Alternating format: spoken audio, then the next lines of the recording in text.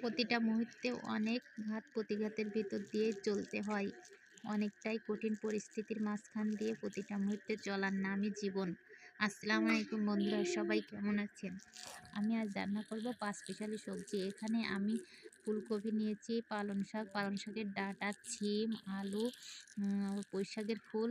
আমি অনেকক্ষণ ধরে ভাজি করে নিয়েছি। নিয়ে আমি এই পর্যায়ে শাকটা এসে সবার শেষে দিয়ে দিলাম। দিয়ে আমি কষিয়ে নেব। আমি একটুও সবজিতে পানি দেইনি, ঢাকা দিয়ে আমি সবজিটাকে রান্না করছি। তার থেকে যে পানিটা বের হচ্ছে, এতে আমার সবজিগুলো একেবারে সেদ্ধ হয়ে গেছে। এভাবে আপনারা রান্না করে রুটি পরোটার সাথে খেয়ে দেখবেন, অনেক সুন্দর লাগে।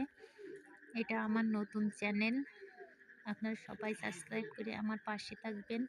আর পেজ থেকে দেখে থাকলে অবশ্যই পেজটাকে ফলো দিয়ে আসবেন। এই সবজিটা একটু মিষ্টি হলে ভালো লাগে, তাই আমি একটুখানি চিনি দিয়ে দিলাম।